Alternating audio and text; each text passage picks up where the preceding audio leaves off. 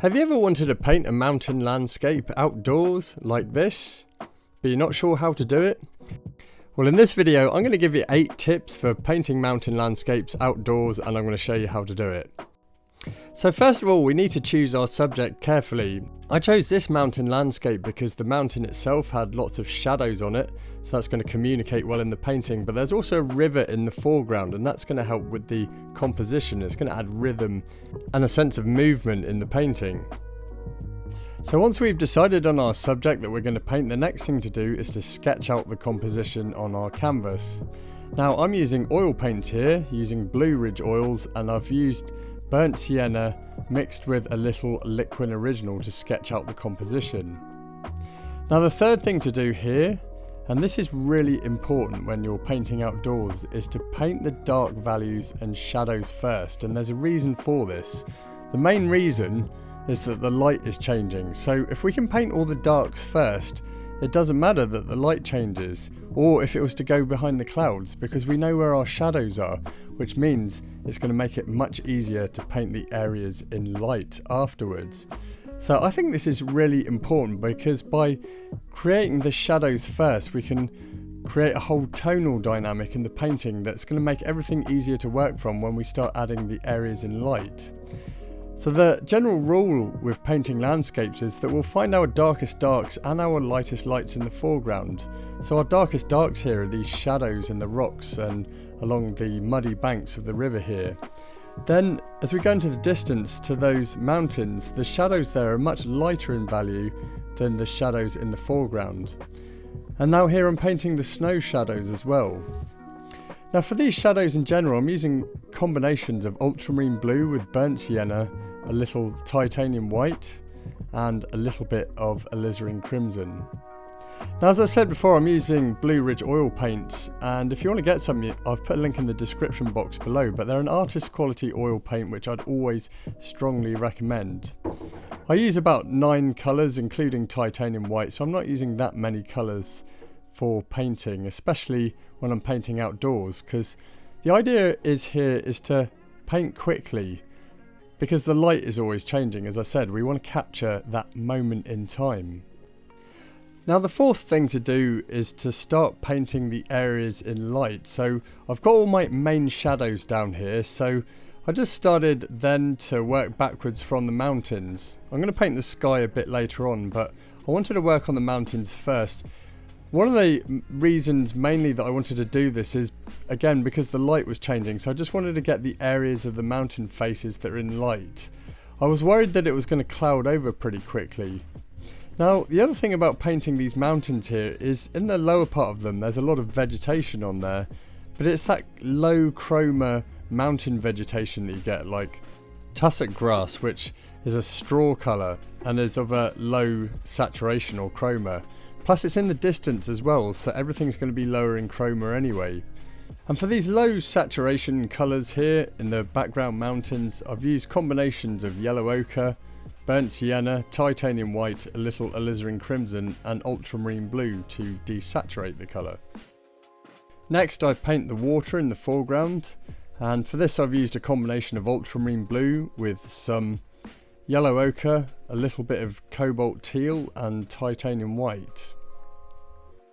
Now as I make progress here, as I paint on this oil primed 8x10 inch linen panel, it brings me on to tip number 5, and that's use the biggest brushes that you can get away with, at least when you're starting out. Later on you can use smaller brushes to add detail, but really we want to cover ground quickly, again, as we're painting outdoors, because the light is changing and quite possibly the weather conditions are going to change. It was winter here when I painted this. But by using big brushes, we can get some beautiful expressive brushwork, and it makes the painting look more alive, especially when we're plein air painting. Certainly that impressionistic style of landscape painting really lends itself well to painting outdoors. So that's one of the reasons I use big brushes when I start off my paintings, and I do the same when I paint in the studio. In fact, my studio practice, the way I paint artworks in the studio, has evolved from painting outdoors, everything I learnt from painting outdoors. So even there, I'd start off by painting all the darks first of all, and then paint my areas in light. But that's what I'm doing now. I'm getting all these different colours down, mostly winter type colours. Generally mixtures of yellow ochre and ultramarine blue, titanium white, and some burnt sienna and alizarin crimson. Then for some of these more saturated areas where there's some grass in the foreground, some plants that look like they're in the pea family, and then there's some other trees there, some of them evergreen, most of them at this point had lost their leaves, like the willow trees in the midground. But for some of these greens, I was using mainly yellow ochre with ultramarine blue, titanium white and some cadmium yellow. And then I can increase the saturation by mixing in either some cobalt teal or phthalo green and just rounding off the colour with some alizarin crimson. Also I can adjust the value by adding some titanium white. Whenever I paint an artwork, I'm always really conscious of the colour harmony in the painting. And this is where the colours just look like they're gelling with each other. It looks nice on the canvas. It doesn't look like garish or just out of place or like there's just something not right. There's something off with the colours. Now we can achieve colour harmony by using common colours throughout the painting, and this is part of the reason I generally use fewer colours on my palette, because it means I'm more likely to be using similar colours throughout my painting. For example, I use ultramarine blue and titanium white really through most of the areas of the painting. It's in my shadows, it's in the areas in light as well. I can use them for the clouds, for the snow shadows, for the rocks in the foreground. And because these colours are throughout the painting, it's tying all the zones together, so maintaining that colour harmony.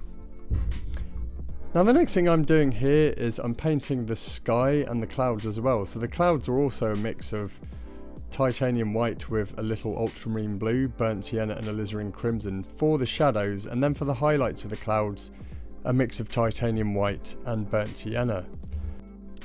For the sky I used a mix of ultramarine blue with some titanium white and a little cobalt teal. So the cobalt teal is a kind of turquoisey green blue, so it looks really nice when you mix a little bit into it in the sky, and it just makes the sky have a bit more of a slight green undertone to it. So the canvas is largely covered now, and this brings me on to tip number 6, which is adding the details and modelling the paint. So here we're just adding a bit more detail into the scene, so just adding some more shadows for example, and we're just refining areas and just making sure that they make sense in the painting. So here on the mountains for example, I'm adding in some of those lighter tones in there. Perhaps it's some lighter coloured mountain grass that's growing in there. There's also some trees as well growing along the side, and there's a lot of exposed rock faces as well, so areas of grass with exposed rocks, and it's creating all sorts of different colours within the mountain. So I've got to make sure that this is all making sense in my painting. I've got to be careful as well that the colours aren't too saturated either, because if they are, they're going to come forward in the painting and we're going to lose that illusion of depth. So I hope you're enjoying the video so far, but let me ask you something. Are you struggling with your paintings? Are you having difficulty creating depth within it? Having difficulty with tonal values, getting the colours correct? Even struggling with composition? Perhaps this is holding you back from getting to the next level with your painting. Perhaps you'd even like to work towards selling your paintings or even becoming a full-time artist. Well, let me help you with that. I'm giving away a free landscape painting blueprint, and the link is in the description box below. All you got to do is sign up with your email address and you'll get your free landscape painting blueprint, and you'll also get invited to join my free art community, which has got loads of full painting tutorials on it and loads of things to help you with your painting, and it's all completely free. So as I say, just click the link in the description box below. Back to the painting, and I'm now at the stage of it that I'm starting to think about getting it finished. So this leads on to tip number 7. This is where I restate the dark values, as well as adding even more details. But restating the dark values means just adjusting the shadows, adding some more, just adding more shape and definitions to things like the mountains in the background, and then also the foreground as well. Now when painting in the background, we've got to be careful not to go overly detailed, because I don't want it to be a distraction in the composition.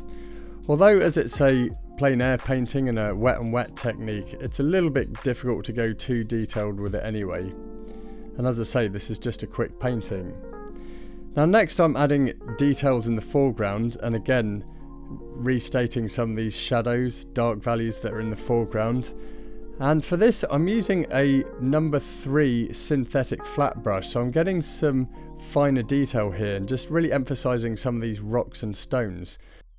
Now there was absolutely loads of them. In fact, most of the riverbank was covered in tiny rocks and stones, and the last thing I want to do is try and paint every single one of them because it would just take too long, but also I think it would be distracting in the composition and it could make the painting just look overworked and laboured. So whenever you get into this situation, we just want to simplify the whole thing. So just make some of those rocks and boulders a bit bigger and just paint a few of them. Don't paint every single stone on there. And that's what I did with my number 3 synthetic flat brush. I created a dark mix of ultramarine blue and burnt sienna. Now as burnt sienna is a dark orange, we can create a near black with these colours, so we can get some pretty dark tones. And then after that I started painting the areas of the bank that are in light and using some of this lighter colour. So this brings me on to number 8 and the final tip, and that's to save your lightest lights until last, so your lightest tones. And for here in this painting, the lightest lights are not only within the riverbank here, because the stones and the silt and whatever it is that's on the side of the riverbank here, generally that kind of like mountain scree that comes off the side of it and is washed down the river, but it's pretty light in value and it's this kind of metallic colour, especially when it's in the full sunlight. So here's where I'm adding my lightest values. Also the main light values in the painting are in the snow as well, which I also added towards the end, but as I was finishing up the foreground at this point, or working towards getting it finished, I was painting my lightest lights. Now I'm keeping in mind of course that the paint is still wet, although I am using liquid, and liquid can actually start drying the paint a little bit whilst you're outdoors, so you can use that to your advantage. So even I can paint a few lighter layers of paint for these willow trees in the midground and just gently brush the paint on, so it's not actually mixing with the paint underneath, but you're just applying the paint over the top of it. So you just apply gentle pressure with your paintbrush. And then just working a bit more on the river here, just making it work around the rocks, because another thing I was going to do was add a few more highlights to the water as well, which is what I'm doing here. The water in many ways is largely reflecting the sky, so using similar colours that I was using in the sky, i.e. ultramarine blue, a little cobalt teal, titanium white, and there's a tiny bit of yellow ochre in there. I'm also using synthetic flat brushes at this point now, just for a bit of extra detail. Now here I'm painting my lightest tones, which are at the top of the mountain here with the snow reflecting in the full light.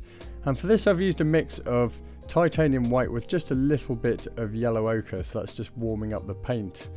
And I just gently brush this on so it's not mixing with the paint underneath. But I purposely added some darker colour snow to start with so that the highlights stand out at the end. Now I wasn't happy with that cloud that was above the left side mountain summit, so I decided to eliminate it, and I felt that it made the scene look a whole lot better. And then I just finished up the painting by adding some last details. So I hope you enjoyed this video, and if you'd like to learn more about painting outdoors, check out this video here on painting trees. Thanks for watching, and I'll see you in the next video.